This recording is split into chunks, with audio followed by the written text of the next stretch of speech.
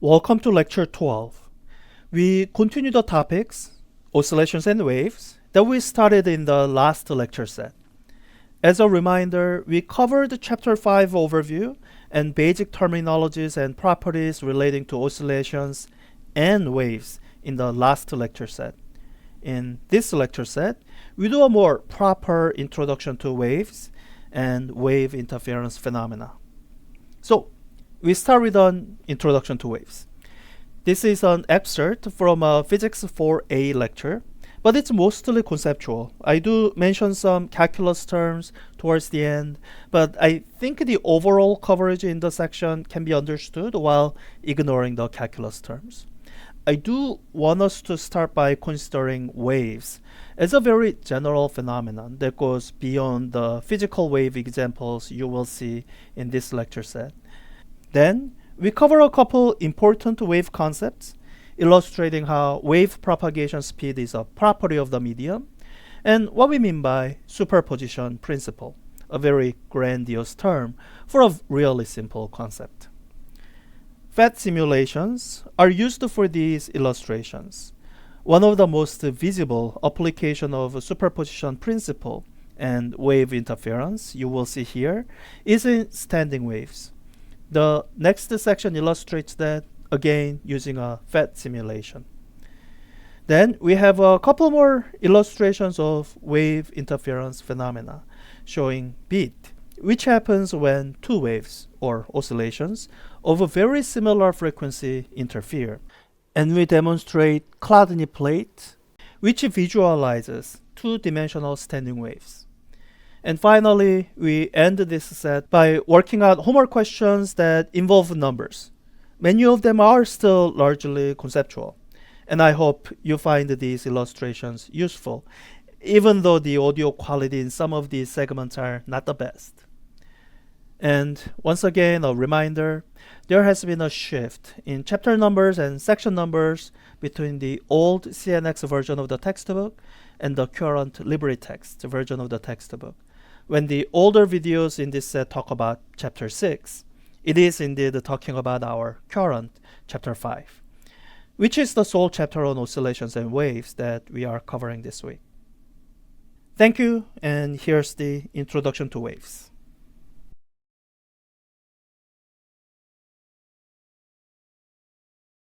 Of all the things I teach in this class, if I could pick out one thing that would matter when you are, doing your career as a scientist or engineer, the one topic that will come up again and again is what we are going to call waves.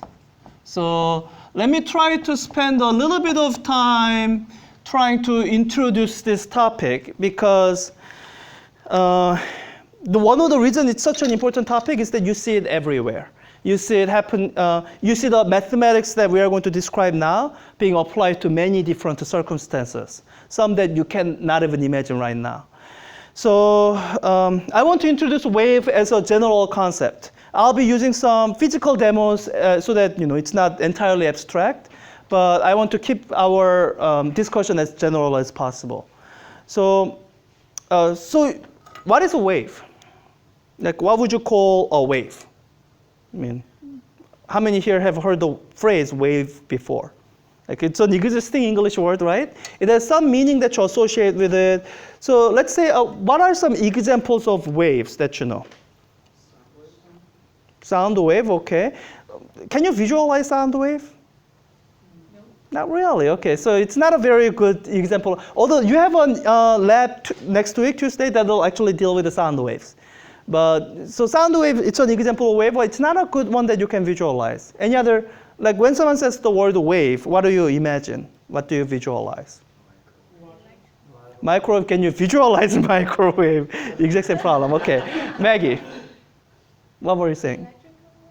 Electrical wave, electromagnetic waves? Yeah, so that's microwave is an example of electromagnetic wave. Electromagnetic wave has the same problem that you cannot easily visualize it.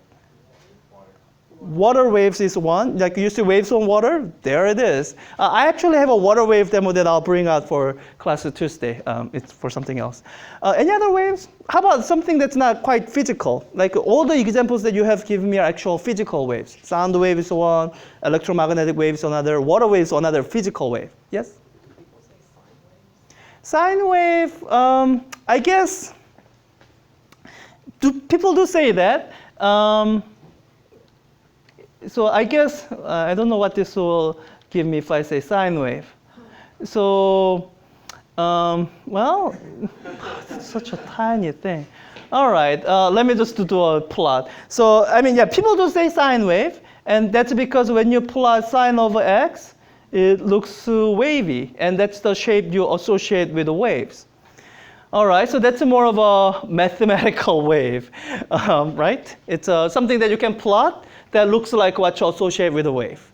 I'm looking for, I guess, something that's non-mathematical, where your intuition, huh? Earthquake wave, that's an example wave, but I think that's another example of physical wave. So what earthquake wave is you know, if one part of something shakes, like by this, then if you know, put some very precise measurement here, you'll see this portion of the table shaking as well. That's what earthquake wave is. All right.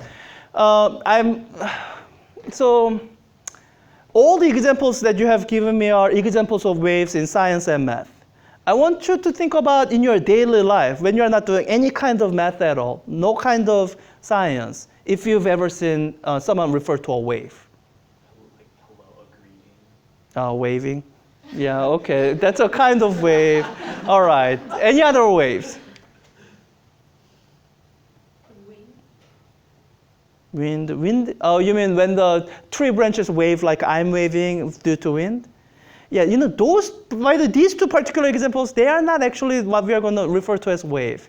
So, okay, I'll give you the two examples that I like best. One is the waves in a stadium.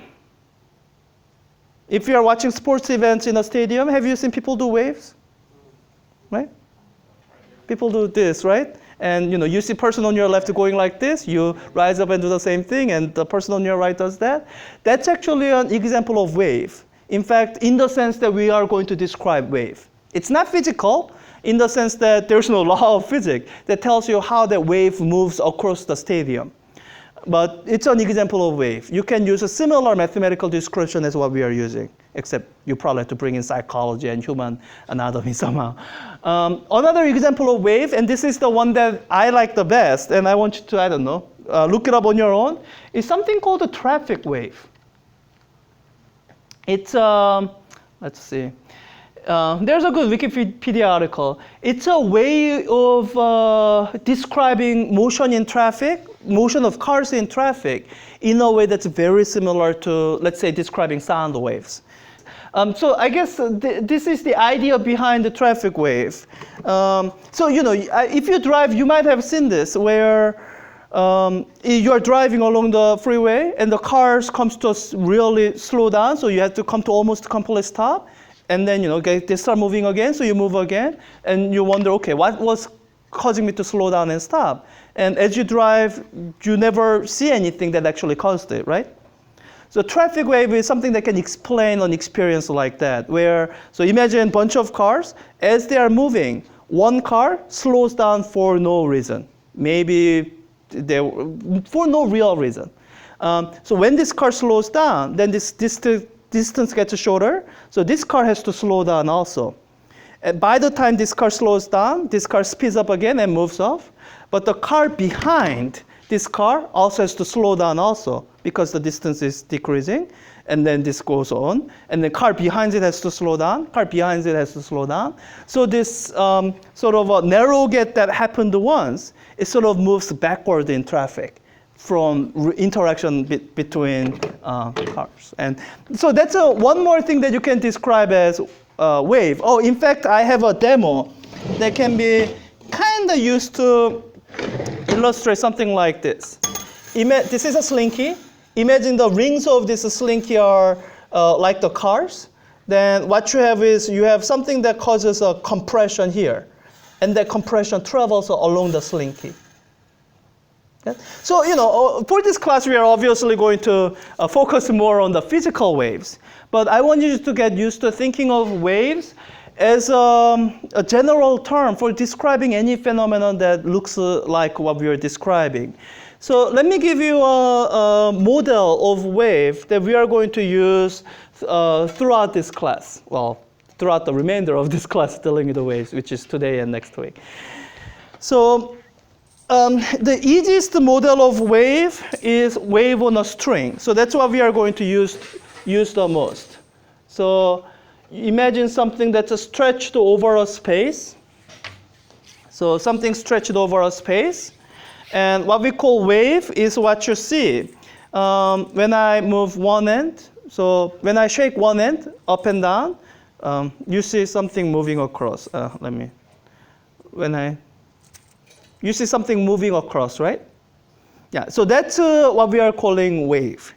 So when you look at a wave, what does it involve? Would you say it involves motion? Okay. Would you say it involves movement? In this case, horizontal movement. Yeah, this is one where you have to be careful. I see Steven shaking no. It's because, when you look at it just simply, it does look like something is moving across, right? Like, I shake this end, and at some time later, that other end shakes. So there's some quantity that's moving across, but if you ask the question, is it a spring that's moving across? The answer is no. I can actually mark a section of the spring and see how it moves. So let me just, I don't want to affect too many things. Let me just look at this blue tape marked section. If you can see it, I don't know, it kind of blends in. So when I shake one end, oops, yeah, you can't really see it, right? Yeah, this is why I'm going to do the simulation. So you see me shake, so you have a image of the physical thing that's the wave. But let me do the rest of the discussion in the simulation. It's easier for you to see. It's easier for me to speak and control the simulation at the same time. So since it's a simulation, let me use this end that actually makes things easier. So what you see as a wave is what you saw. This is kind of simulation of what you saw before. I move this end, and that movement sort of propagates through. In fact, let me change it to this. It's a little bit easier that way. I press a button, there's a pulse that goes through. Yeah? Now, it does look like here, something is moving across from left to right, right? But if you ask the question, are any of these beads moving from left to right? The answer is no. So let me do slow motion. Start up, pause, pause. Look at this green bead. See how it moves.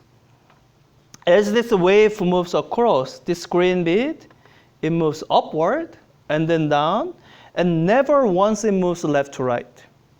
So this is one interesting feature of wave, that when you see wave propagation, by the propagation is the word we use with wave motion. Because we do want to separate this kind of motion from all the other motion that we have been describing, where physical object actually moves from one position to another. So there is a motion here. There's actual motion of mass here, but that motion is up and down. The wave propagation is from left to right.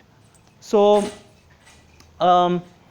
something is moving across. What would you say is moving across in this motion? Oops. Let me just keep to simulation. So as I do the simulation, you'll have to imagine me shaking the string. So something is here moving across this string. So we want to identify some physical quantity that we can say, well, okay, so there might not be any mass. Might not be any mass that's moving across, but we want to say this physical quantity is moving across in the form of wave.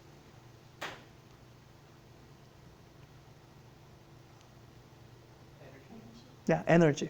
Yeah.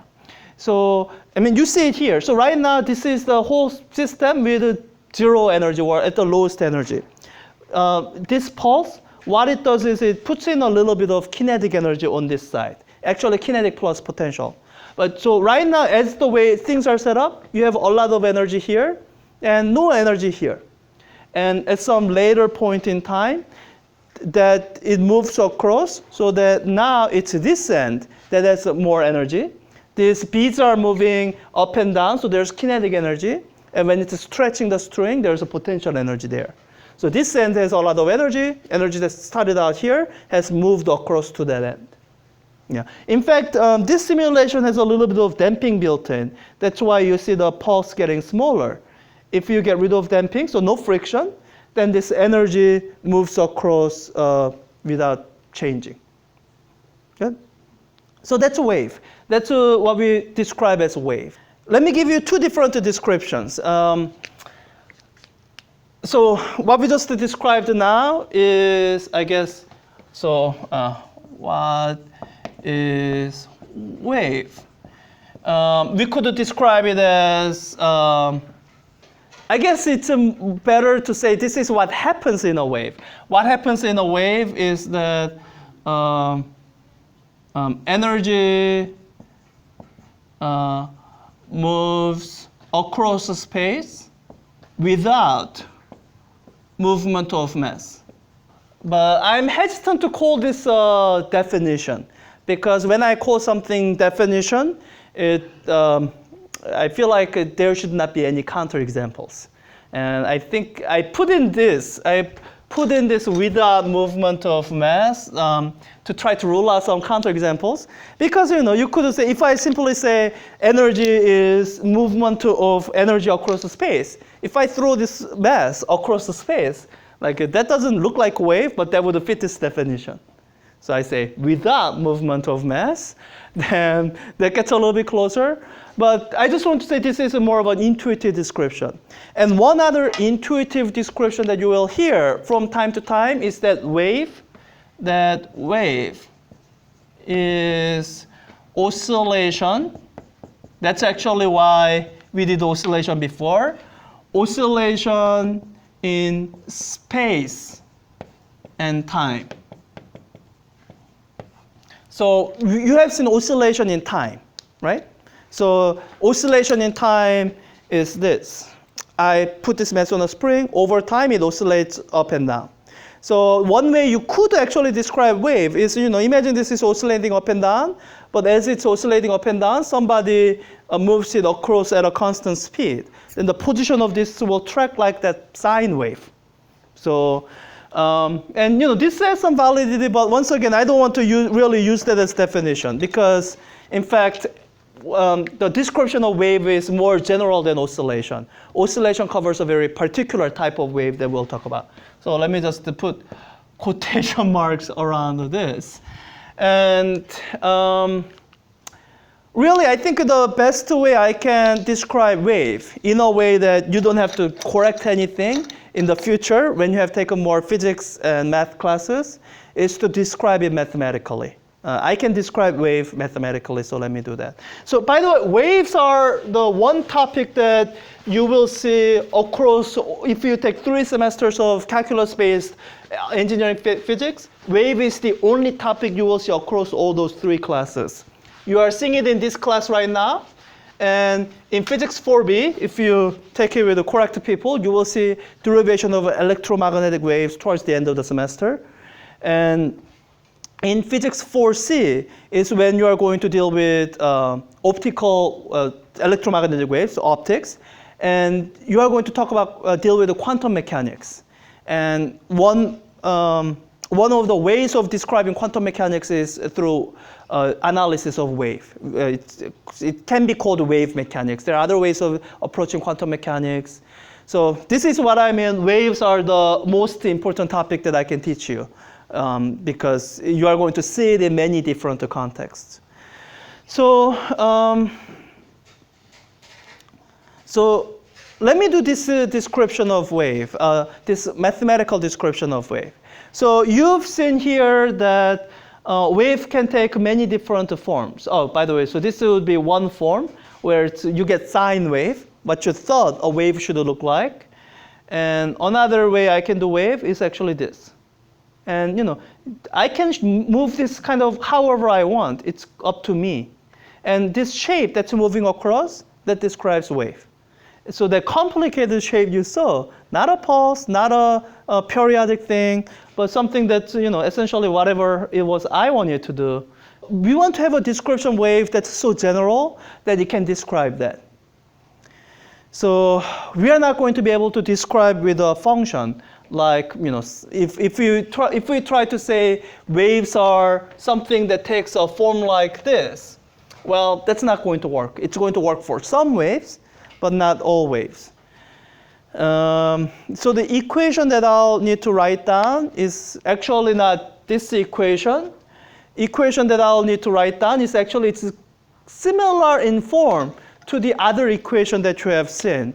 When we were covering oscillations, you saw equation of motion, which said the double time derivative of something is equal to minus some constant that I'm going to write it down as omega squared times the constant. Like this is what you saw, right? So with the waves, what I can do is I can write down the equation of motion for a wave. So I'm approaching this from entirely different direction from how we did the oscillation. With the oscillation, we started off with the physical system, and we derived this. But because wave is so general, what I want to do is, instead of starting out with the physical system, I'm going to give you the end point. So let me write down the equation of motion for something that we can call wave. Or there's the whole equation of motion for a wave. It's a very long phrase. No one ever really says that. We call this the wave equation. So let me write. So the proper way to call it is the wave equation. Let me see if I have it memorized correctly, because I'm going to have to try to write it down from memory. So it's just like this equation of motion, it's going to be a differential equation. So it's going to involve derivatives. Let's say it's an equation of motion for some kind of function f. Some kind of function f. This f is going to be a bit peculiar. It's going to be a function of position and time. That kind of makes sense, right? So this is what I want you to imagine. When you look at these waves, when I try to describe this wave, I need to describe it with a function of position and time. Think a function of position is easier to see. Right now, I have frozen the time. So right now, what you are seeing is not a function of time. It's a snapshot at a moment in time. And what you are seeing, these beads, you can see different heights of beads, right? These different heights of beads are the function of position. So I could describe this as, I could describe this shape as some height of bead as a function of position. But that's not enough, because right now I have gotten rid of time by freezing the time. But, well, it's also a function of time. It can change as time changes. So this height of the bead is going to be a function of position and time. So it's a little bit easier. If I put it to oscillate, then what you're seeing here, the height of the bead, it can be described as a function of position, as in first bead, the second bead, third bead, the third, fourth bead, and so on. They have different heights. But given one bead, it's going to have different position at different times. So function of position and time.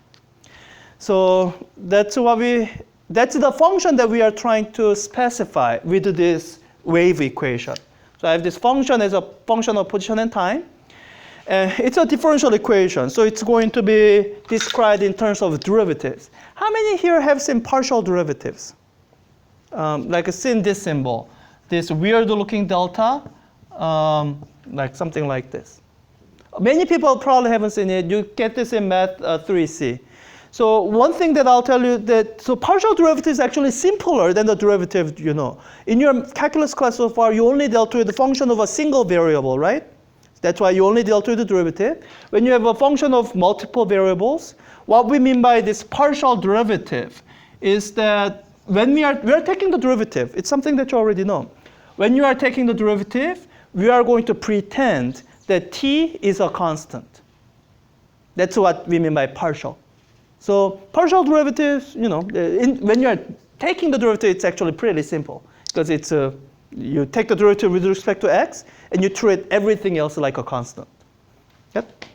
So that's one thing that I kind of have to describe, and it's going to be the second order partial derivative with respect to x. So it's an equation. So this has to equal something. And what that something is equal to is, let me work at the, yeah. So it's equal to, it's actually equal to another derivative. It's equal to the double derivative of the same function, f. So you don't have the function by itself anywhere. Double derivative time. And then it's going to need a constant because each time you take the derivative, this actually reminds you of a unit. This gives you the unit of position, right? So it's whatever unit the function is in divided by meter squared. This is whatever unit the function is in divided by second squared. So you can't say these two are equal to each other. There has to be constant between them. And the constant, let me write them as 1 over capital C squared. What unit does that C have? Meter per second, yeah. So it has a unit of velocity. So let me just write it down as a v squared. And let's see in what sense this is a velocity of whatever. Okay. So this is what we call wave equation. And I guess, so I was hesitant to define what a wave was. We could say, well, wave is a function that satisfies this equation. By the way, this is not the only wave equation, but this is one of the wave equations. In quantum mechanics, the wave equation actually looks a little bit different. But this is the classical wave equation. So if you have something that you can describe as wave, then you have to be able to describe in a way that the function, it can be a function that describes, in this case, it's a function that describes the height of the beat. In terms of sound wave, it would be a function that describes the pressure at a given point. Electromagnetic wave, it's a function that describes electric field and magnetic field.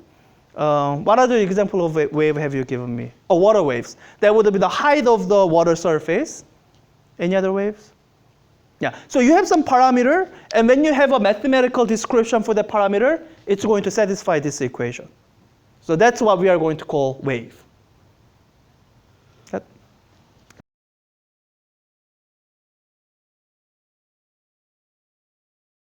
So this is my favorite simulation.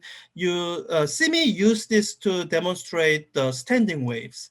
And so I do that quite extensively in the recorded video, so I won't do that here. And what I want you to demonstrate first is the idea of a wave propagation. And well, that's a wave of propagation, I guess. I move one end of the string here, and you see a shape that's moving across this wave.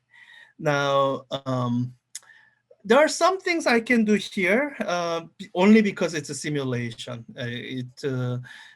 Simulation makes it easy to idealize, get rid of things that make measurements difficult. The biggest thing is the damping. This is simulating the real world, the physical processes that would take away mechanical energy. So I got rid of the damping. So which means if I set up one wave, it'll go on forever. It'll just bounce back and forth between these two forever. So it's pretty to look at. But I guess it's kind of hard to demonstrate what I want to demonstrate with this. So let me do this. This bouncing back and forth, it kind of gets a little bit, it complicates the picture. So I'm going to do this setup that's rather difficult to have in the real world, which is a string on which wave can travel with no end. or I guess the end where the end is really far away so that we don't have to worry about it. So once I set off a wave, it goes through and then it's gone. It doesn't come back. It's kind of easy to show. And this manual control, while it's nice, using this I can either set off a very gentle wave or I can set off a very sudden wave. It takes a lot of control and it's hard to do it in a reproducible way. So I want to use a pulse to generate a wave. This is a lot easier. I just have to press a button and then it produces this. And I think I'm gonna keep us on slow motion most of this demonstration, just because, so that I have more time to talk and time to press on buttons. So, so this is a kind of simplified version of wave propagation. You have this is the wave or a pulse wave, and you see it propagate, move from left to right. And what's moving to left to right is this shape. If you're looking at any particular matter element, look at this green bead, for example, it's not moving to the right. It actually moves just up and down. So over time, what does the moving is it's not these individual materials themselves, it's this shape. And I think if you think about it more carefully, you can also see that there's an energy that's moving across this string. Because when it's stretched out this way at rest, then it's kind of at the lowest energy state. But as these beads start to move up and down, there's some kinetic energy. And as it stretches more, there's more potential energy. And where that energy is located, it's moving from where I generate the pulse, that's where I put in the energy, to the right. So, so that's wave propagation. Now, let me do this. I'm gonna bring up a timer so that I can measure how quickly this wave moves across this string in a more precise way. Let me do it this way. I'm going to try to do this measurement with the top of the wave. So I need to generate the wave and stop and kind of, okay. I think that's right now at the top of the wave. So what I can do is I can measure the amount of time that it takes for this top of the wave to travel across to, let's say, this side of the window. So let me start the timer. And you will see that it doesn't actually start moving yet because this time is tied to the simulation time. So it's when I advance the simulation, you see the time move. So let the simulation advance. And I'm going to pause it around here and move it step by step until this top is at the edge of the window. So that's how long it takes for the wave to travel from here to here, about 1.06 seconds.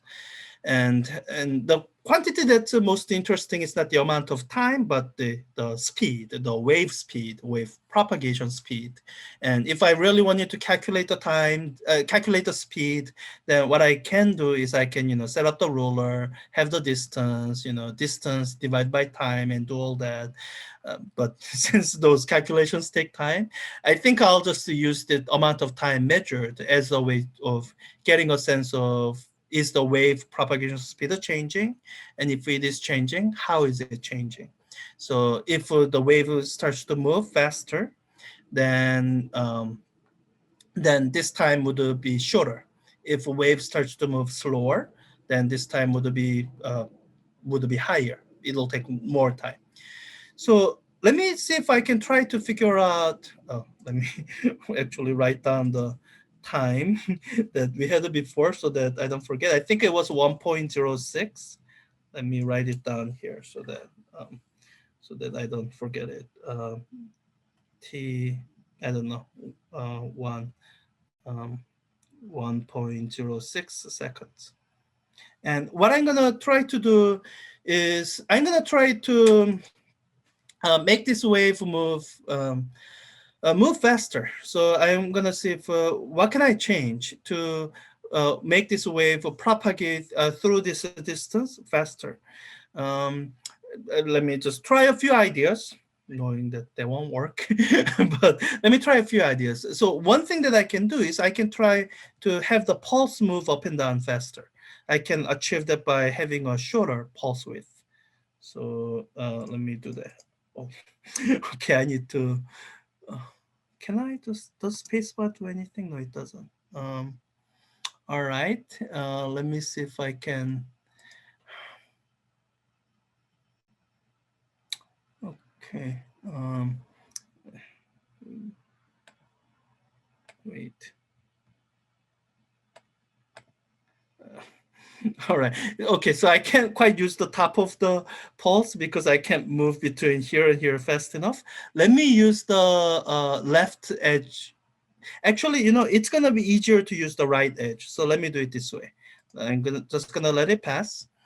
And what I can do is with the simulation paused, I can run the timer, and the moment I think a simulation might start when I start the pulse.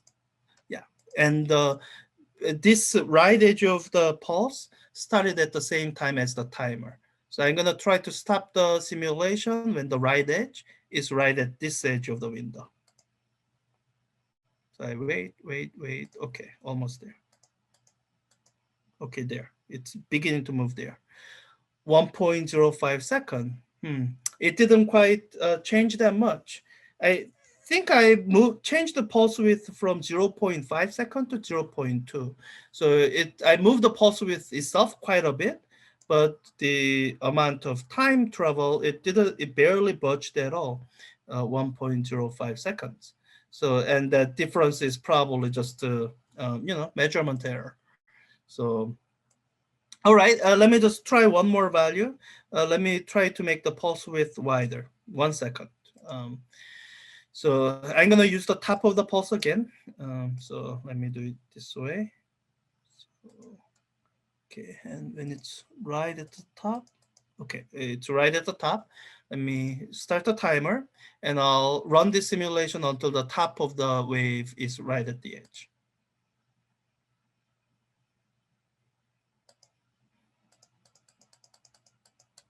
Then 1.05 again, it barely changed. So apparently changing the pulse width doesn't change the wave speed. So let me just bring this back to what we started out with, 0.5 seconds. And there are other things we can try to change. For example, the amplitude. Maybe so the amplitude controls basically how much energy goes into the pulse. Maybe if there's more energy, it'll move faster. So let's give that a try. So I'll do the pulse, stop, and at the top I'll measure it similarly as how I measure the T1. The only difference is that I double the amplitude of not quite double. I've increased the amplitude of pulse quite a bit. Okay. Oh, all right, that's a little bit past the top. Run the timer here and let the simulation run, and stop it when this top is right at the edge or close enough to the edge. Right there. 1.06 second, the same time that I was measuring before. So apparently, if the pulse has a larger amount of energy in it still doesn't make it move faster. And I'll just do one more to demonstrate that it doesn't change. And what you will see takes to change the wave speed. Wave speed has in this sense is analogous, similar to the natural oscillation frequency. So with the natural oscillation frequency, you actually had to change the parameter of oscillation. And with the wave speed too, you have to change not just how the wave is set up, but you have to change the properties of the medium itself. So let me just finish with this, and then we'll okay, that's right at the top. Run the timer, and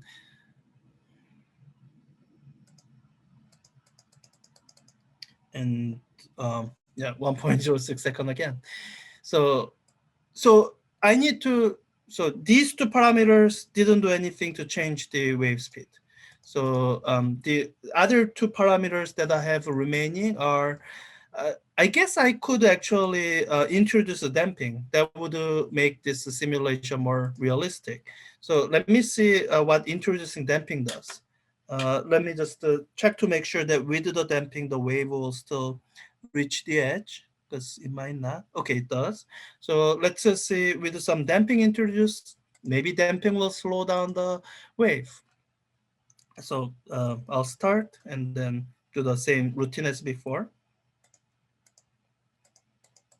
Okay, that's right at the top. Run the timer. And you will see that the top is right here, 1.06 seconds. So introducing damping, you can see that it does take out the energy. The amplitude of wave is going down as it travels across, but it doesn't actually slow down the wave in the sense of reducing the wave speed. So I have one parameter remaining, so this tension. So when I change tension, you won't quite see it directly on the screen, because it's really a measure of how taut the string is. So as long as it's taut, it doesn't quite show how much tension there is. But it started out at the highest tension. Let me put it at middle amount of tension, and let's see if the wave speed has changed. So same deal as before. Okay, it's, okay at the top. Now I'm running the timer, and I'm gonna try to stop it when this is right at the edge. It feels slower. Yeah. So this time it's taken 1.76 seconds. So with a lower amount of tension, the amount of time it's taken to travel the same distance is 1.76 seconds. So amount of tension affects the wave speed, and I guess the phrase that I usually use to help you remember this property of wave speed, that it's quite constant as you change many different parameters, but there are a few parameters that as you change it, it'll change the wave speed, is this, that wave speed is a property of the medium. So all these other parameters that I've changed, maybe with the exception of damping, I wasn't changing the property of the medium. I was just changing how I was setting off the wave. When I changed the tension, that's when I changed the property of this string medium.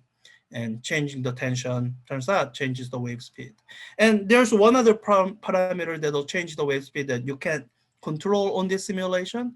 It's just how much mass there is in the string. So that's a illustration of a wave propagation speed and how it's constant under many different circumstances. And when you change the property of the medium itself, then you change the propagation speed. And to illustrate superposition principle, I need to change a few things. One, I don't need a timer. And so to illustrate superposition principle, I needed two waves, or two things that I can at least describe as two separate waves. And I really have only one source of wave. So what I really need is something that this wave can bounce from. So this no end thing won't really work. What I really need here is I need a fixed end, or loose end is actually more interesting. So let me use that. Okay, so with this setup, I can illustrate superposition principle. So I can, let me do slow motion so I have more time to talk. I can generate a wave. That's quite broad actually. Let me make the pulse width smaller. Let's see. Okay, that's better. Yeah. Oops, did it too quickly. Okay, so I can generate a wave, and around the time when this is reaching the right end, I can generate another wave. Now I have two waves, or two pulses on this single string. And with no damping, these pulses will bounce back and forth forever. And the way the boundary conditions work out, how they bounce from these two ends are distinct, and that's gives you interesting things to look at. So you saw how this pulse, as it was bouncing from the right end, just bounced back the same. It's the same shape. And let me just let it run for a little bit. Here's where they overlap. Let me ignore that for now. And when they bounce from the left hand, the way this is held down, they will bounce upside down. That's just how they come. And as you watch these pulses move back and forth, I mean, this is something you can just sit and watch. It's like lava lamp, except much more orderly. And what we mean by superposition principle is description of what happens as these pulses overlap. So you have this leftward moving upright pulse, and you have this rightward moving upside down pulse. And you can kind of predict in a second or so, this is going to be here and this is going to be here. That's when they are overlapping. And as I slowly advance to that time, what you will see is that as they overlap, the kind of the shape you get in the overlapping region is the shape you would get if you imagine mathematically adding this to this. Like imagine there are functions of position, and you just add one to the other. So because they are exact opposites of each other, you can find a moment where they kind of disappear. The string just looks flat.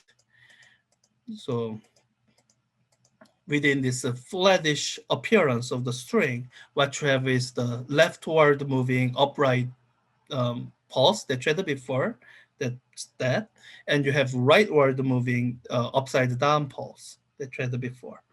And if I let the time continue to run, you see those pulses reappear. So when they were overlapping, they didn't disappear.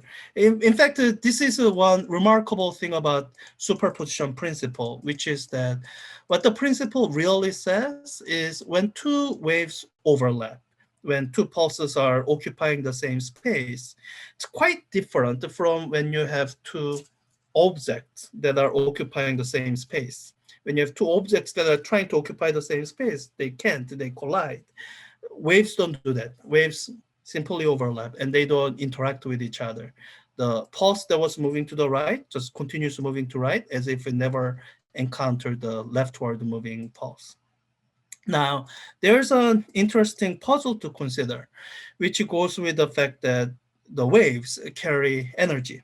This rightward moving pulse, it has some kinetic energy in the motion of the beads up and down. It has some potential energy in the stretching of the string.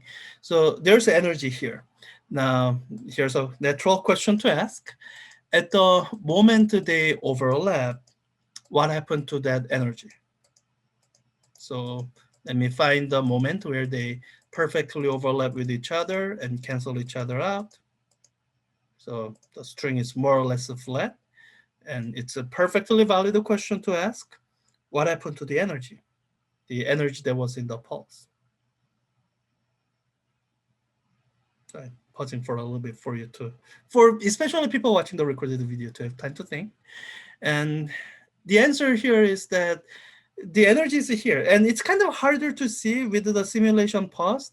The energy is in the form of kinetic energy. These beads are still moving up and moving down. I think these are moving up and these are moving down. That's why in the very next moment, you see this moving up, this moving down. So when the simulation is paused, you don't see motion, so it's harder to see kinetic energy. But even in that moment when the string was perfectly flat, there was energy still there in the motion of the beads. The energy was just in kinetic energy form. I guess nothing in the potential energy form.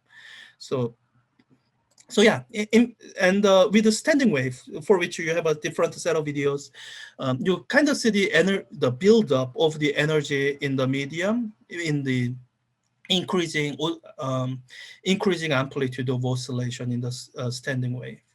So yeah, this is a kind of easy, simple demonstration of superposition principle, and it really demonstrates a really simple principle that when two waves overlap, one, they don't do anything to each other. They don't really interact. They simply overlap and they pass through each other like the other one wasn't there.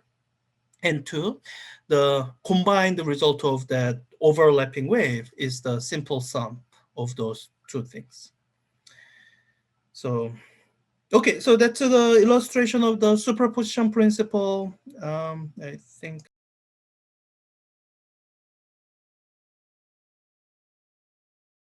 Hi, in this video, we will look at standing waves. We will first look at wave superposition and traveling periodic waves, which we need to understand how standing wave is formed. And then we'll look at some examples of standing waves. First, wave superposition. This deals with what happens when two waves overlap. You know what happens when two objects overlap? Well, they collide and bounce off each other before they can overlap. With waves, something that's both more interesting and boring happens. Let me demonstrate. Using this PHYS simulation, I'm going to generate wave pulses.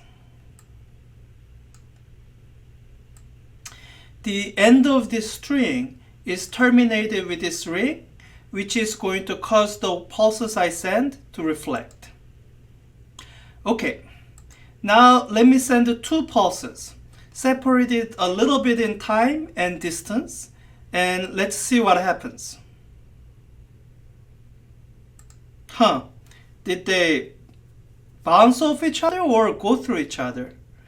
Actually, if we wait a little bit, we will see which it was.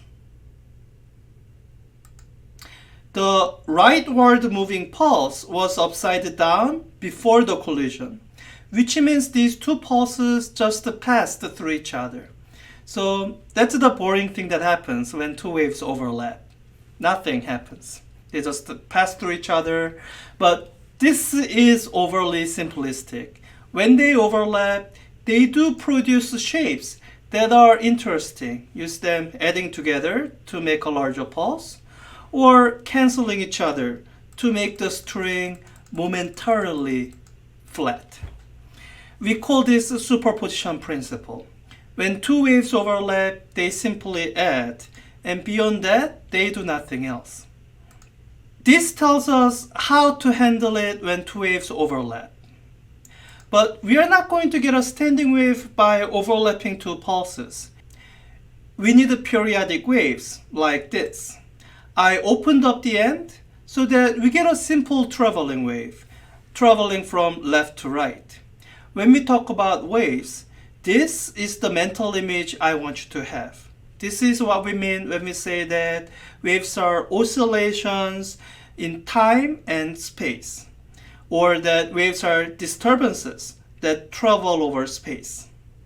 Also watch carefully what does not travel. If you look at these beads, the beads are not moving in the direction of wave propagation. What is moving in the direction of the wave propagation is the shaking, the movement itself. This picture has only one wave, rightward traveling wave. So we don't get any interference, wave overlapping. To introduce a leftward traveling wave, we fix down the end. But the resulting shape is not what we call a standing wave. This looks quite random, and you don't see any features you recognize as a standing wave. Standing waves can only occur at fixed frequencies. Let me demonstrate what those frequencies are. The quickest way to figure out the frequency is to measure how much time it takes for a wave pulse to move from one end to the other end of the medium.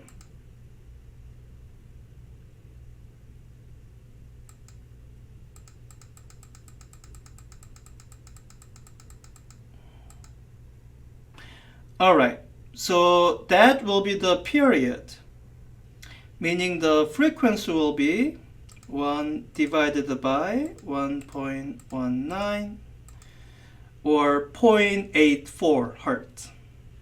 Alright, let's see what happens with this frequency.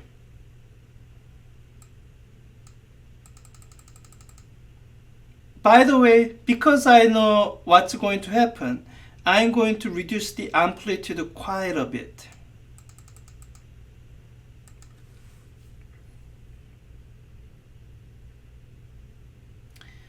You see a build-up of the standing wave. This is one of the resonance frequencies for this string. There is some energy stored in this string that is oscillating up and down. And at this resonance frequency, each push and pull of the driver happens at the right moment to continue adding energy to this oscillation. As you look at this standing wave, I hope you notice the standing parts of the standing wave. These spots that do not move at all are called nodes. And these spots, which move the most, but whose location is not changing, are what we call antinodes, sort of opposite of nodes.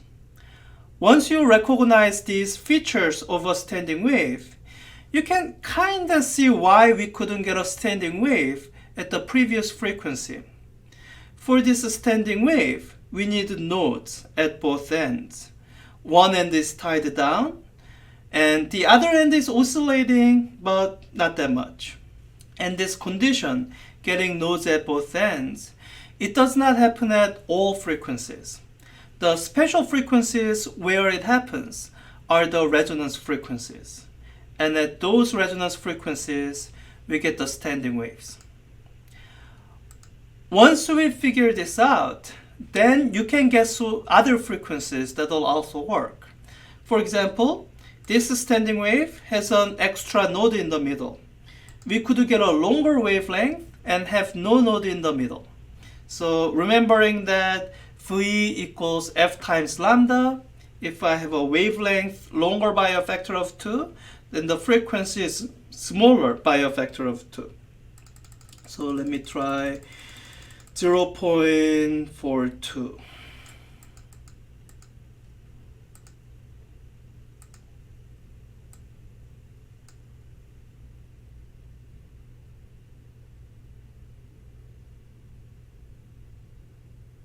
All right, that worked out as expected. Now you can have frequency 3 times this, or wavelength a third of this, and still end up with nodes at both ends. You will have 2 extra nodes in the middle. And at this higher frequency, 1.26, this is the shape of the standing wave you get.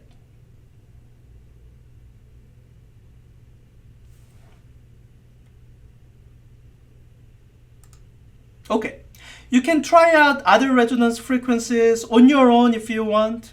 I just want to show you one more thing before I go. There are 2 kinds of endpoints. The clamp forces a node at the end. But if I make it a ring, make it easier for the end to swing back and forth, I get an antinode instead. Watch, I'll put in a frequency that I know works.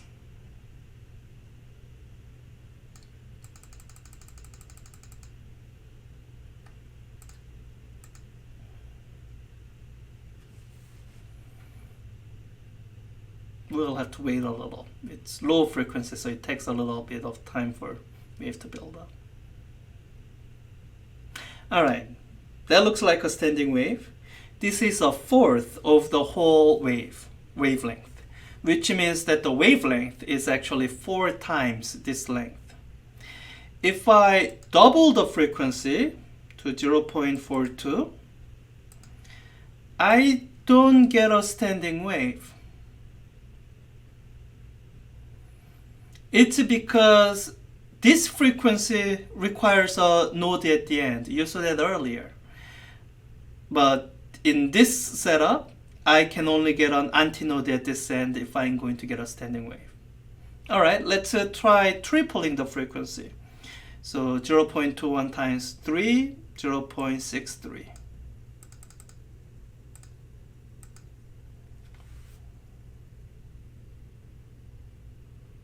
Then I get a standing wave again with the antinode at the end. This is half of a wavelength and then a quarter, So this is 3/4 of a wavelength. We won't do much with this type of standing waves, but I just want you to be aware that it is not the case that you always have a node at the end point. You can have a node or an antinode. Alright, that's all we have time for now. Please let me know if there are any questions, and bye.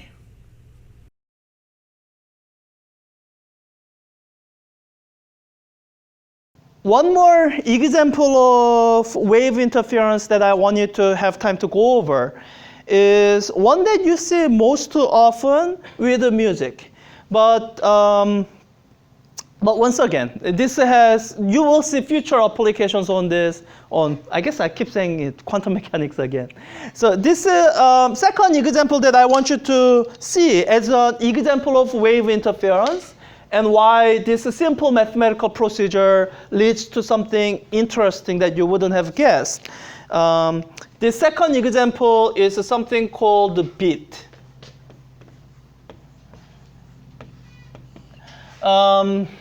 So, I mean, I won't ask like what beat means to you, because like heartbeat, or it kind of has nothing, the way we are going to use the word beat has nothing to do with those.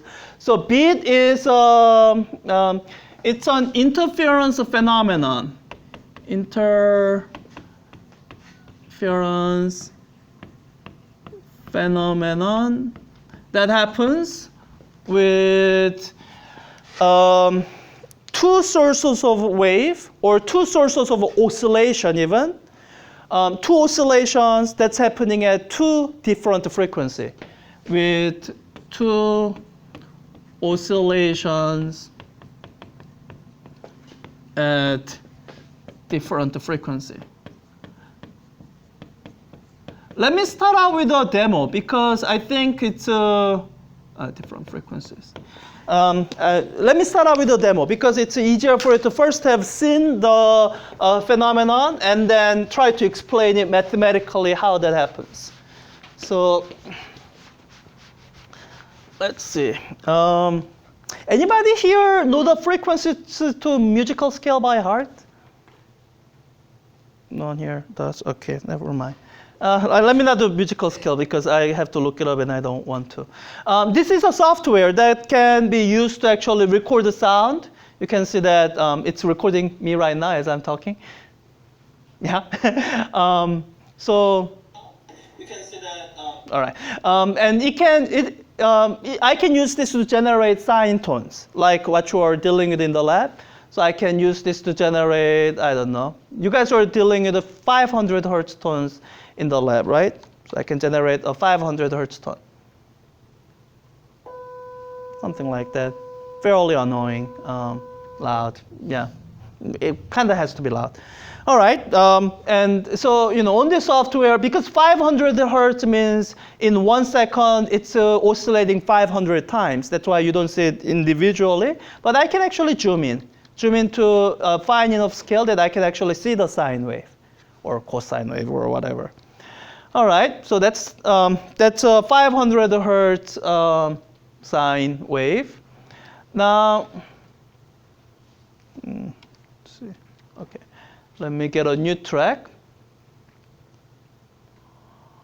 What if I generated, I don't know, if I generated 550 hertz tone, do you think you can tell the difference between 550 hertz and 500 hertz? All right, that was 550. Does it sound different? It sounds different enough. Like most of you, like if you close your eyes and then I play one of the two, if you just recently heard it, then you could tell one is 550, one is 500. All right. What do you think this will sound like if you hear them together?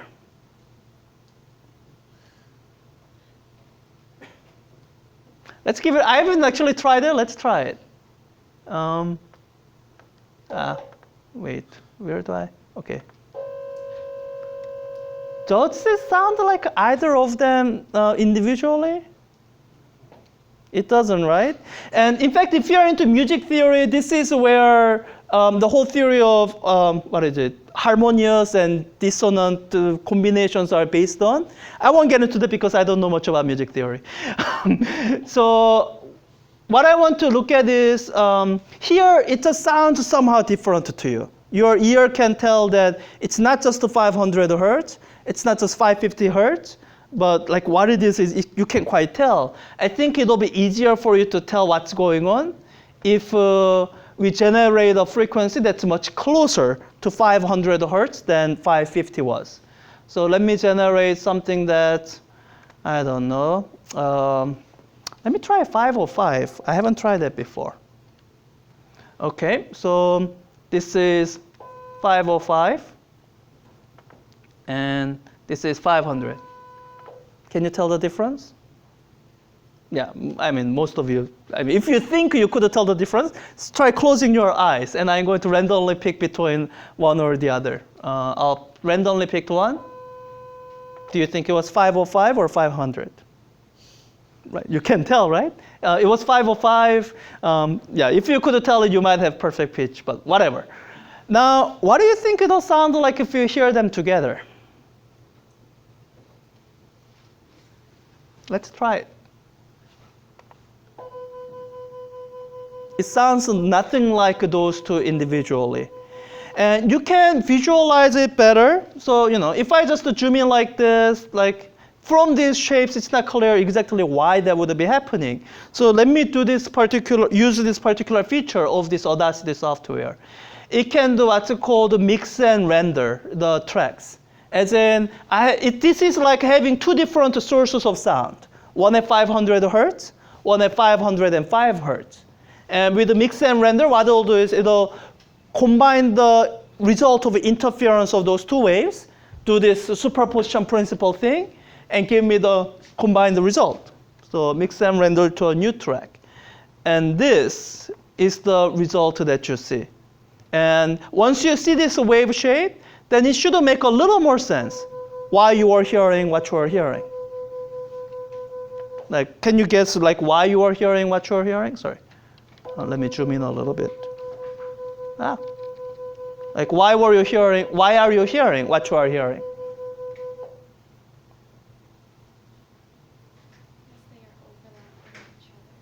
No, I mean, I want you to just look at what does this waveform represent? Like if you simply just saw this waveform, like what would you think this should sound like to you? Kind of like a beeps. It gets louder, quieter at a regular interval, right? And that is what you're hearing. When you hear it, it's loud and quiet at a very fast 5 hertz interval, actually. Yeah? So that's what you're hearing. And so this is what we call beat. It's the result of interference between two waves of a slightly different frequency. And what I want to show is mathematically, analytically, that you get a shape that looks like this, like a wave that's an envelope, that's inside an envelope, so that its amplitude of oscillation is changing at some regular rate. Okay? So let me go through the math. This is one of those things that once you see it, I hope it makes sense to you and comes out of this trigonometry algebra. Okay? I guess I want to end with one more demonstration of beat. When I was playing with this, I realized that none of this is actual physical illustration of beat. As in, even when I do this, like even when I pretend that I'm playing two sounds at the same time, it's not really, because within the software, the sound card mixes it, produces what was the mixed and rendered track, and then plays that. So you might believe that, okay, all this works out mathematically, but what if this effect is not physical? Like if it doesn't happen really physically. So that's why my second laptop is here, so that I can actually generate sound from two independent sources, and you can hear that the beat actually happens. It doesn't happen as nicely as if they were on the same computer, but it does happen. So let me show you. So I can't really project this screen, but I can play the sound so that you are still convinced. So I kept the 500 hertz track there, right? So let me generate here a 505 hertz track. Okay, let me just play them separately so that you can hear the original sound. That's 500. This is 505. Doesn't sound all that different, right? My computer has a weaker speaker, so it's not as loud. But all right, let's try playing them both at the same time.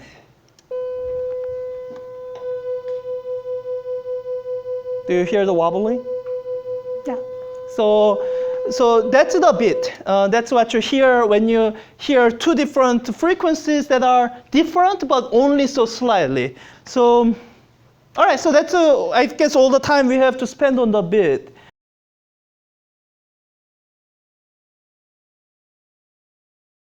So this is the Chladni plate. It can be used to illustrate two-dimensional standing waves.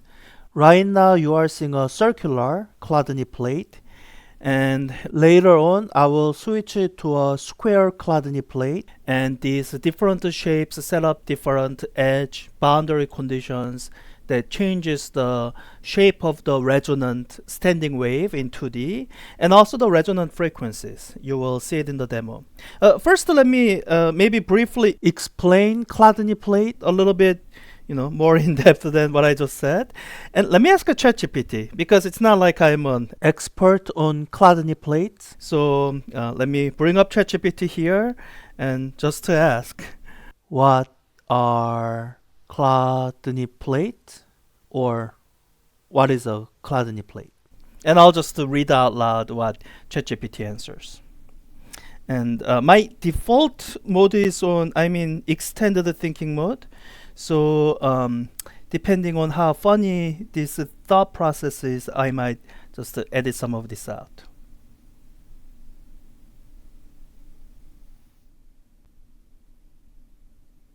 Okay.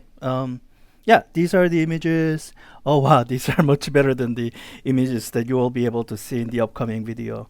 So I'll just display this. This is sort of what you can look forward to seeing, although I think this is much more intricate. These must involve much higher frequencies. The demo you will see, it has some issues at higher frequencies, so I think I need to edit those out. This is an illustration. Yeah, I think you will see a lower frequency, much simpler patterns soon. So, as ChatGPT explains, Chladni plates are flat plates, often metal, that are made to vibrate, usually by driving them with a speaker, transducer, or by bowing them with a violin bow. When you sprinkle fine sand or salt on the plate and hit a resonant frequency, the grains walk away from the strongly vibrating regions, antinodes, and collect along the lines that barely move, nodes, revealing striking 2D standing wave patterns called Chladni figures. Why the patterns change? Different frequencies excite different normal modes. I think you have heard me say the word normal modes in different demos earlier. Different nodal line geometries. The plate's shape, thickness, and how it's supported, clamped, set the allowed modes. What they are used for. A vivid way to see resonance and standing waves in physics demos. That's basically what I'm doing. Instrument making / optimization.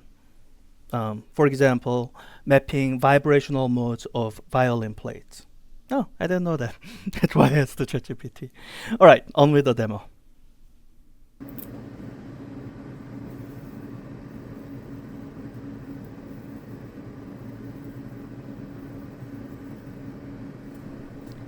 We'll look for the first resonance you can hear loudly. When we are on resonance, you will hear the tone get louder.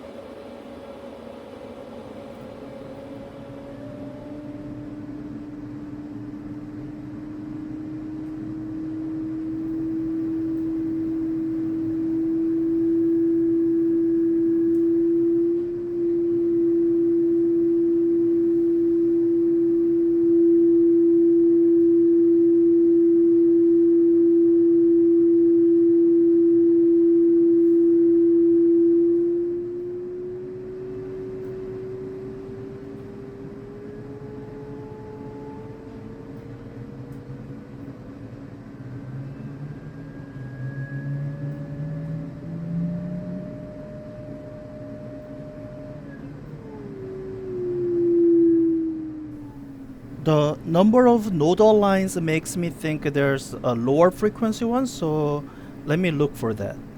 So we'll go to a lower frequency.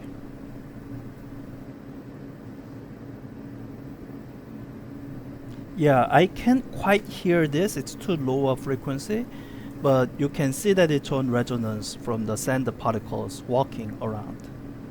And the pattern is different.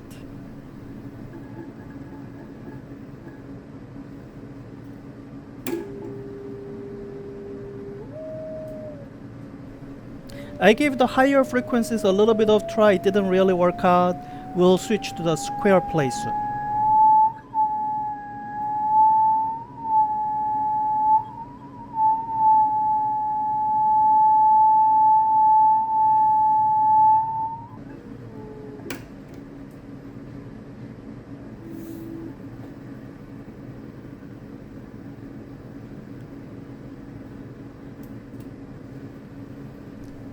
Okay, we'll switch to the square plate.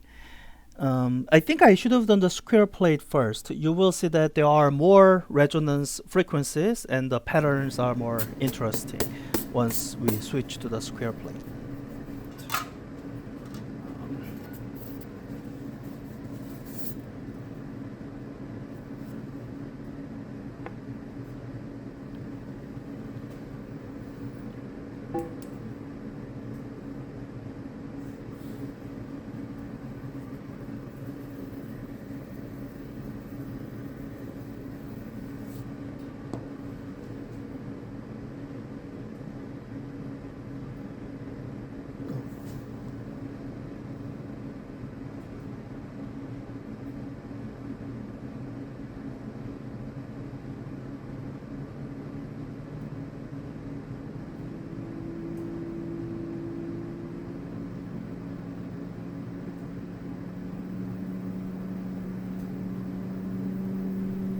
This is the lowest frequency I could find. If you touch the antinode portion of the plate, you can feel it strongly vibrating.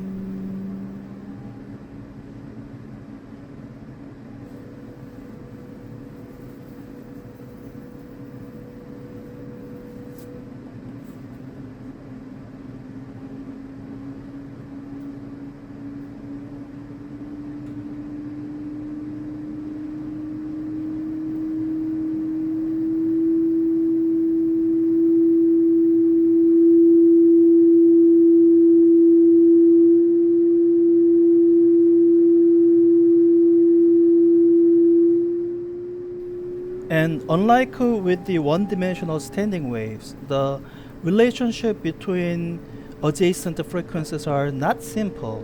The frequencies are not integer multiples of each other, and the shapes quite drastically change.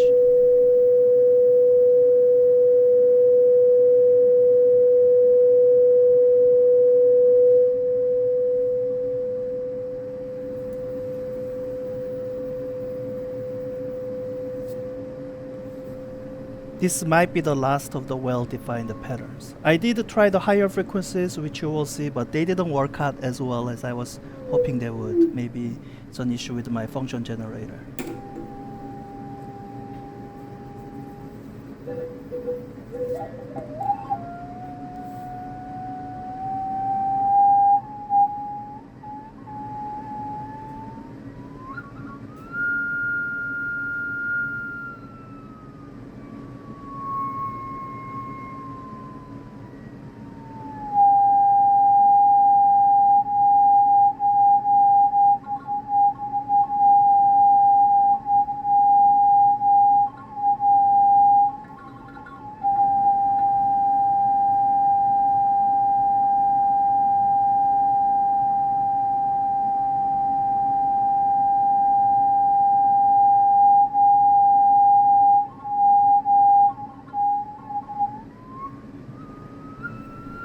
Okay, let's wrap up this edit here. I hope you found the demo interesting, and hopefully those loud tones were not so annoying, or at least you could turn your own speaker down when it gets too loud. Thank you for watching. The rest of this high frequency demo I'm gonna just edit out. We'll just end it here. Thank you.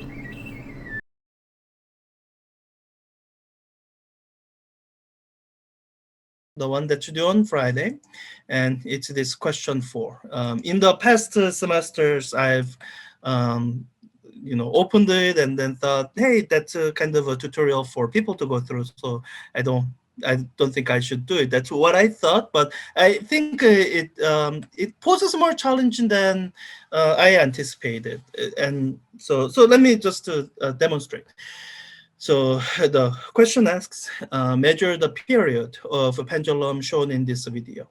And there's actually, I think, 4 different versions of this. So this is the video 1. So I guess if your homework version has a video 1, then I will be giving you the answer now. But you might have videos 2, 3, or 4. Then you'll have to go through the same exercise to actually figure out the answer for yourself. So this is what it looks like. And I think the challenge is a lot of people try to measure the period of one cycle. And it's quite difficult because when you try to measure the period here, it's pretty close to about a second or so. So, and oops.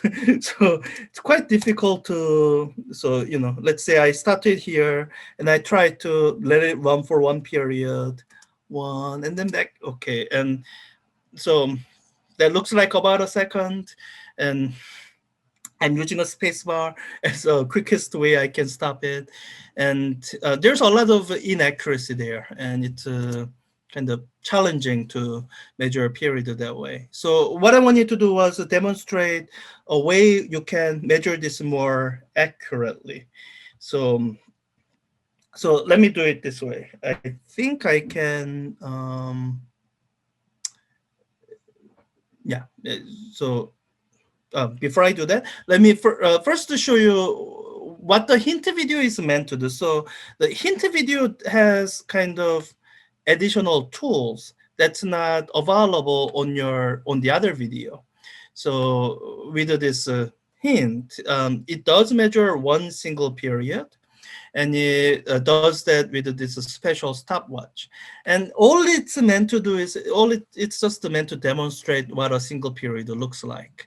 It doesn't really give you a way to measure it, except maybe a second kind of second tricky way. I'll demonstrate after the first more orthodox way. So this is how I imagined. Someone could measure the period here without any special tools and with the inaccuracies that are inherent in stopping and starting the video. So I guess I'll start from the beginning at 0 second. So it starts at 0 here, and when I run the video by pressing on spacebar, it'll yeah. And I'm going to go by this timer here because there was a slight bit of a pause before it started, and this will measure the simulation time. And what I need to double check is that it first moves to right. Okay, so it first moves to right. So when it goes to left and then comes back going to the right again, that's one cycle. And this is what I'm going to do. This is the trick that I think you kind of need to know to measure the period here reasonably accurately, which is that you don't want to try to count the time for the single cycle. You want to measure multiple cycles all together, all in a row. And then at the end of that, take the amount of time and divide it by the number of cycles you have counted. So as I run the video, I'll just count 1 through however many cycles there are. So let me start from here. So 1, 2, 3, 4, 5, 6, 7, 8, 9, 10, 11. Okay, about 11 or so. Let me just go back in the video. Okay. Did I stop it? No, I didn't. Okay, so about 11 is when I had 12.39 seconds. So let me pull out a calculator and I calculate 12.39 divided by 11. And this will give you a much better accuracy than trying to measure the period of a single cycle. And so let me put this number in and see if that works. So hide the hint, hide the video. The 12.39 seconds divided by 11, I got 1.1, was it 126, so 13. Now, I did put in a fair bit of tolerance. So you know, normally these questions, the tolerance is 1%, but because it's easy to get this slightly off, I think I gave it a 10% tolerance, which means I should be able to enter something like this and should still give me, yeah. So there's quite a bit of tolerance there. So with the proper technique, you should be able to measure it precisely enough. Oh, and I see in the chat, yeah, decreasing speed, that's a great idea. So I think that's one of the reasons I didn't want to demonstrate, because there's more than one way to measure here. I'm just showing you the one orthodox way, which is kind of the method I would use in a physical lab where I don't have ability to actually stop time. Now, this being a simulation actually has other possibilities, which is, I know where you can easily, I made no attempt to hide where the simulation is. So you can actually go to the simulation, you can put in the exact same parameters and enable certain options that I didn't enable in the video. So let me actually do that. That's the kind of trick that I said I would demonstrate. So let me go to PHYS. It's a pendulum simulation. I think it's the one that says Pendulum Lab. So let me go find that.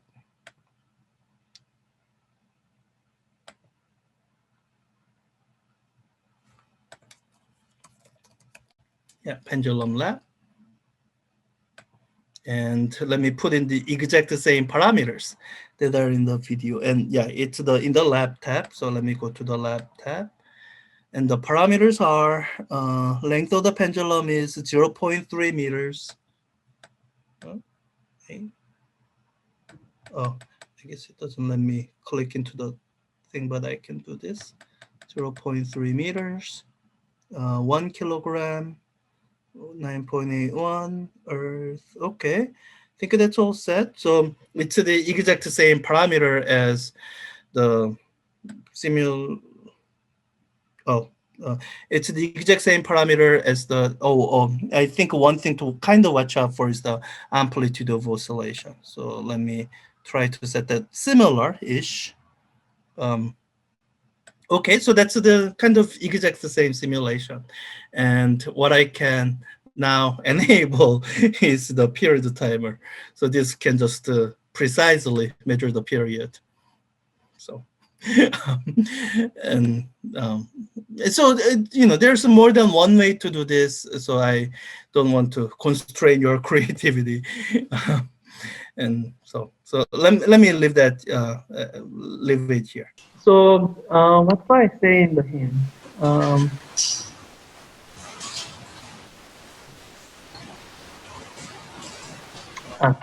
So here, I guess I'll do it in a quick and dirty way. So let me bring up annotations so I can write on the screen. So you are given this information, 35 bits in 15 seconds. And every time I have an answer, I like to look at what units come with the answer so that I kind of know what to do. It says it's asking for heartbeat rate. So it sounds like a frequency, but it's asking for the beats per minute. So instead of how many beats we have in seconds, if we wanted that, I would do 35 divided by 15 seconds. But it's not 1 per second, it's 1 per minute. So I need to convert this second into minutes.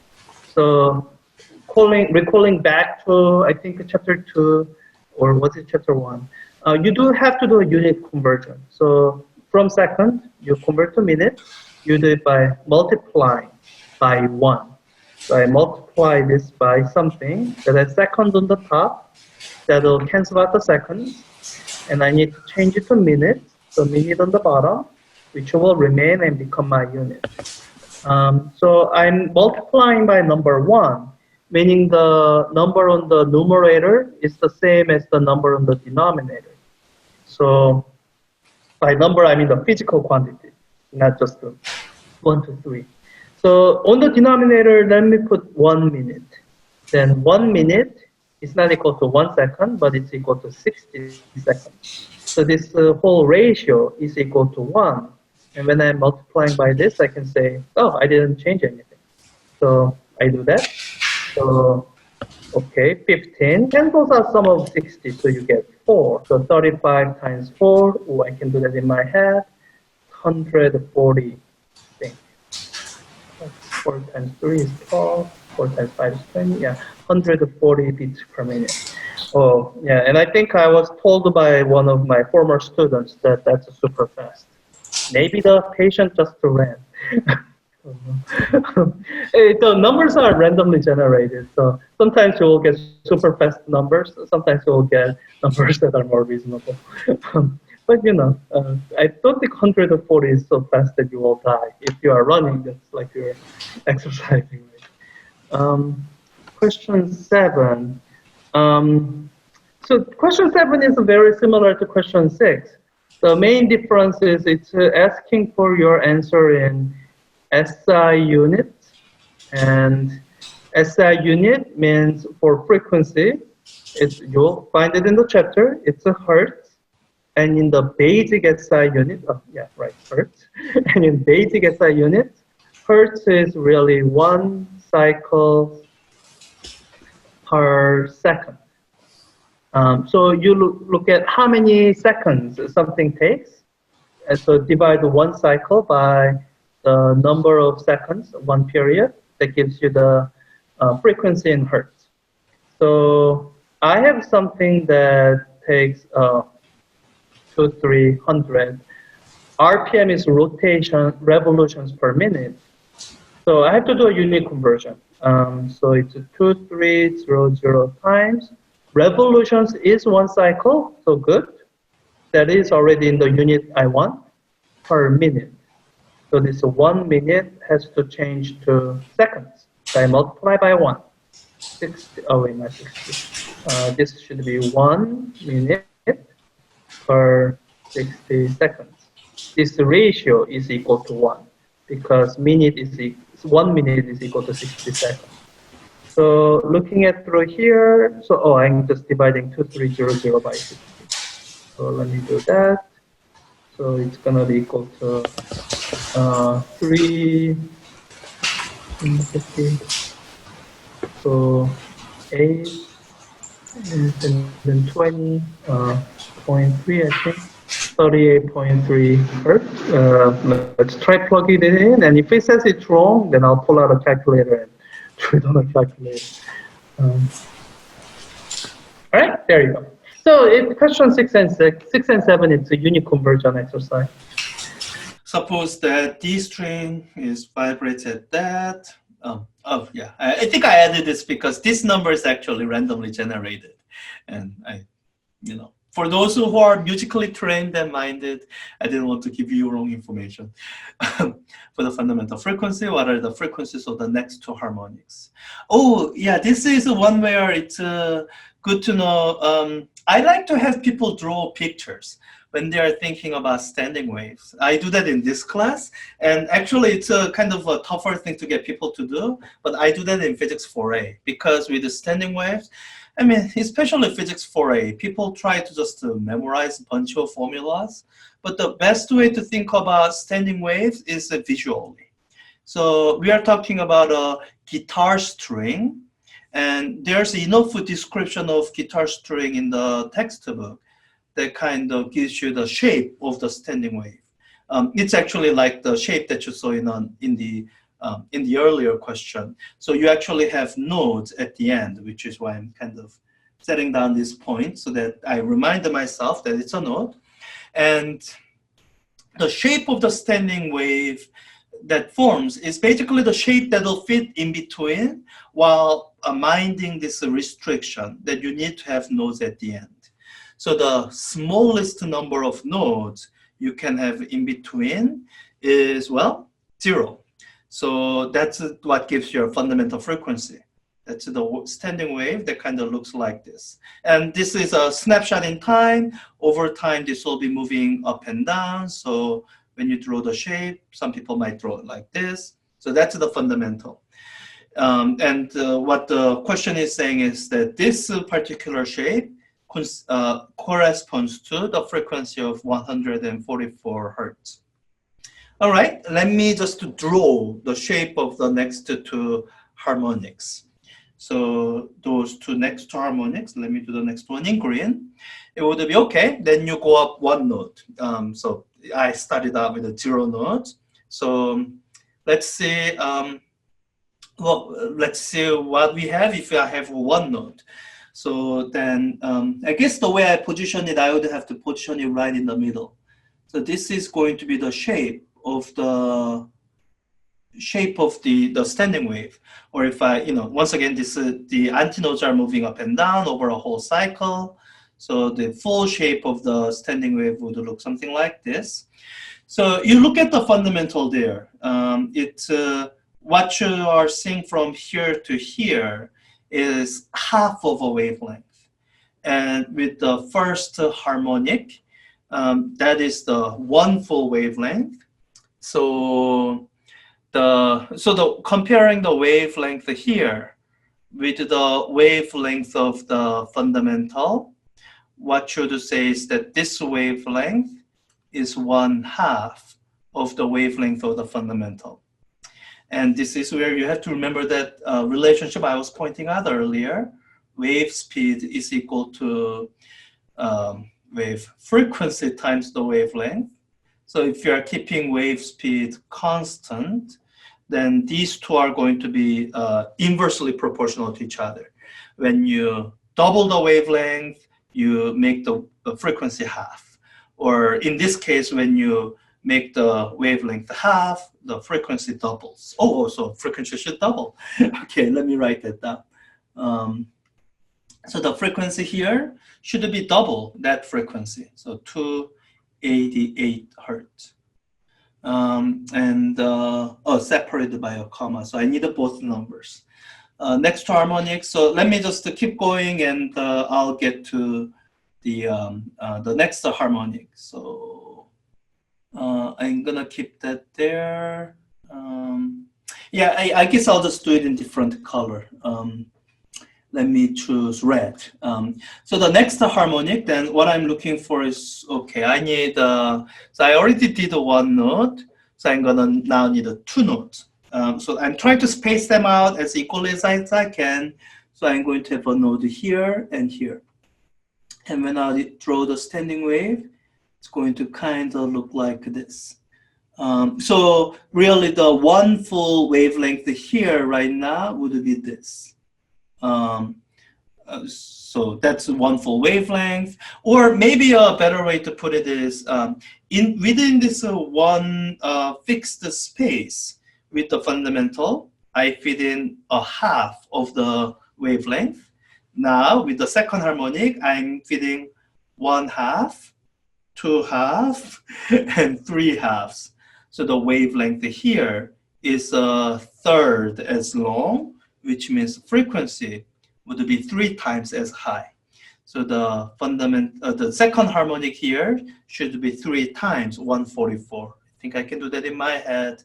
That should be 432 hertz. Yeah. Okay, so let me type those in. Those should be right, I think. 288, 432. We'll see. Yeah, correct. But I'm curious about one thing. If this is supposed to be ordered, let me just try. I don't know. Just curious. Huh. Okay, it's not ordered. I guess you can just answer in any order you want. Yeah. So this does involve a little bit of calculation. And once again, what I want to really emphasize is that despite all that calculation stuff, it is at its heart conceptual. So I do want to encourage you to answer it by drawing the picture. And there's no real formula you have to memorize if you have a good image of the standing wave in your mind. Okay, let me keep going. Question 18. So this is actually a companion question to this. So you should really start out with 20 to 20,000 to the correct answer in the companion question. So here, really the range of frequencies that you are working with is frequency is going from 20 hertz to 20,000 hertz. And really what you have to do is you have to express it in terms of wavelength. So once again, what you have to remember is that relationship between frequency and wavelength.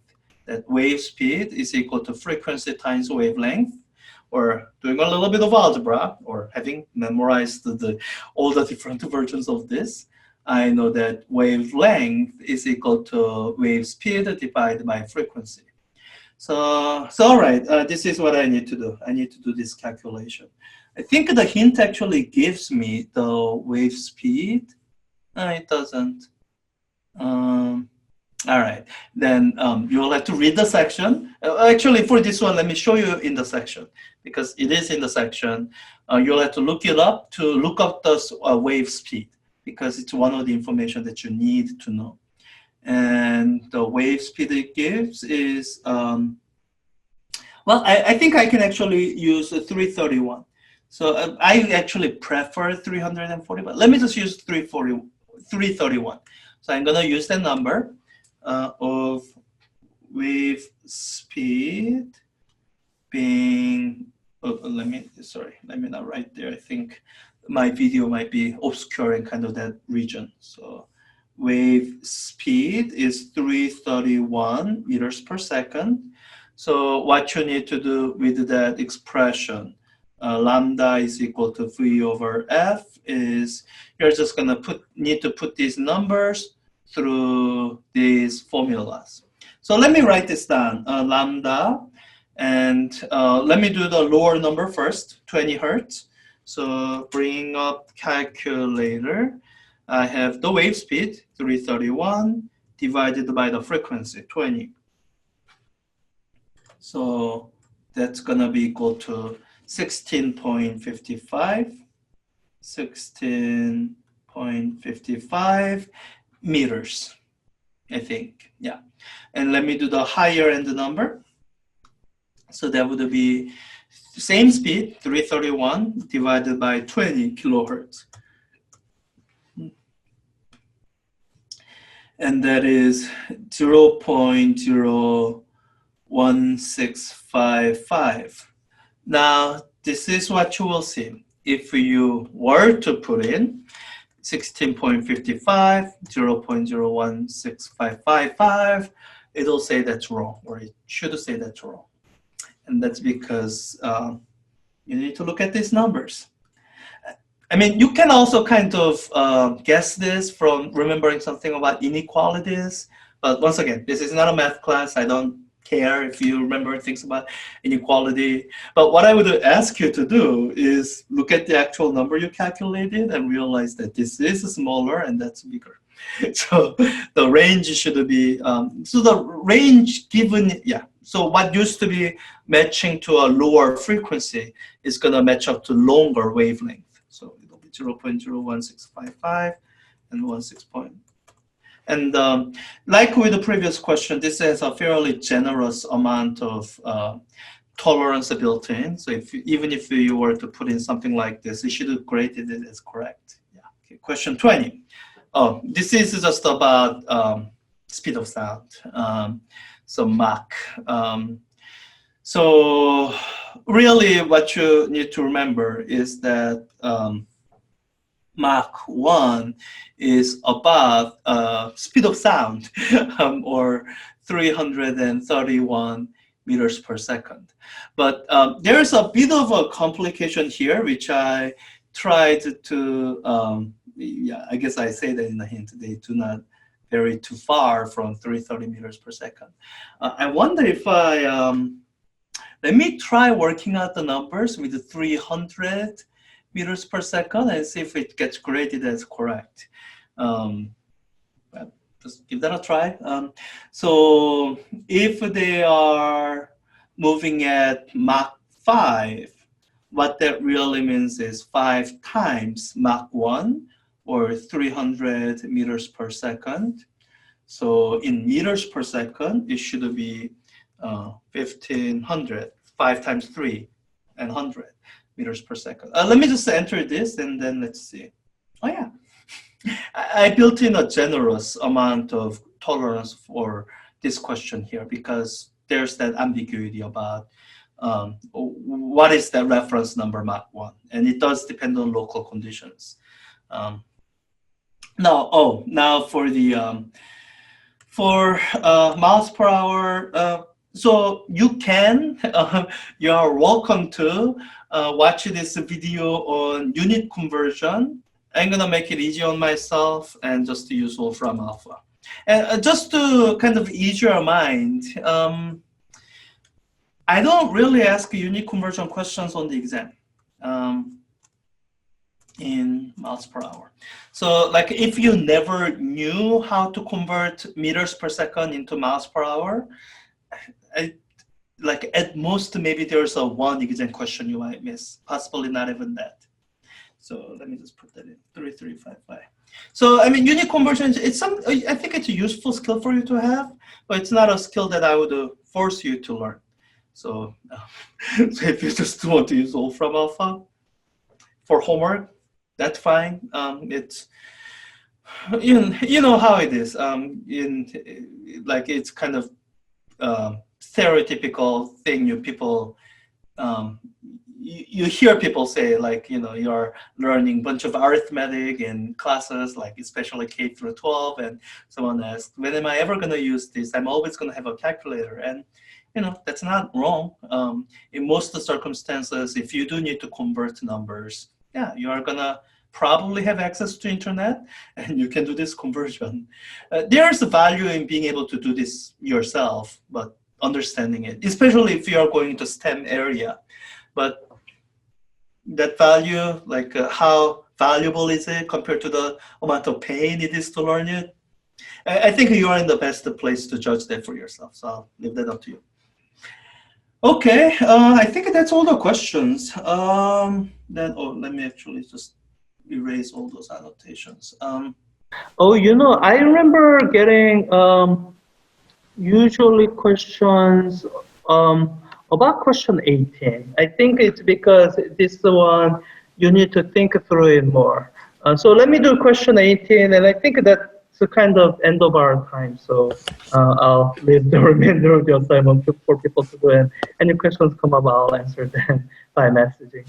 But I remember in past semesters usually getting a question about this from students. So let me do it here, so that I can walk through the thinking process. And I think they're also kind of laid out in the hint. So, there's a description on a stormy night, unlike today. You see thunderstorm, and this is what the situation is describing, so that you can visualize the setup. As you are sitting in your room, or wherever you happen to be, hopefully you are not out in the rain. So there's a window you are looking at. It's raining outside. And you see a kind of a flash. And you see just the flash in the window somewhere. Usually it's, you know, when you see lightning, it's hard to see. Is the lightning happening here or here? You just see there's a flash happening somewhere in the broader background. So that's the moment when your clock is starting. You see a lightning flash, and then if you pay the, I don't know, we're in California, we don't really get thunderstorm that often, but on the rare occasions we do, if you pay attention, you will kind of hear a rumbling sound a few moments after that lightning flash. That's the sound of thunder. And so what it's describing is, okay, after you see that flash, a few moments later, you hear a sound, rumbling sound that you recognize as thunder. And saying it takes this amount of time. And then it asks, how far away do you estimate that the lightning struck? And I think this is sometimes a bit of a common knowledge, so actually you can look up rule of thumb. Now, the only problem with those rules of thumb is I think they give you the number in miles, and I'm asking for a number in kilometers. So this is where you should go through the calculation that I'm going to lay out here. So with the lightning, with the light, what I'm going to assume is that this light basically travels from the location of the lightning to me instantaneously. Light travels very fast. It travels at 300 million meters per second. So I'm just going to say this time, amount of time it takes here, 0 seconds. As soon as it happens here, I see it here. So that starts my clock. At that moment when the lightning strikes here is the moment when the sound waves are starting to travel. And the difference with the sound waves here is that sound waves travel at a definitely finite speed. It's about traveling at about 340 meters per second. This number is in your textbook. The speed of sound under usual conditions, like room temperature, atmospheric pressure. So this is what you have. You have the speed of the thing traveling, and you have the time, 5.5 seconds, time it took to travel to you, and you want to know the distance. So this is where you have to kind of recall back to chapter 2. I think that might be why I often get this question, because a lot of people have forgotten chapter 2. And what you should remember from chapter 2 is that the distance travel is equal to the average speed, or the constant speed, times the duration of time. So I take 340 meters per second, multiply to 5.5 seconds. So 340 meters per second times 5.5 seconds. Seconds cancel out. Okay, I can't do that one in my head. Let me pull out a calculator. 340 times 5.5, 1870. Now, if you put in 1870 as your answer, it'll tell you it's wrong because it's in meters. The question asks for your answer in kilometers. So you should remember 1 kilometer is 1,000 meters. So this 1,870 meters, that's 1.870 kilometers. Set it and say 70 kilometers. And right. So that's how you answer this question. And I do lay that out in hints, but I remember getting questions on this question every semester. So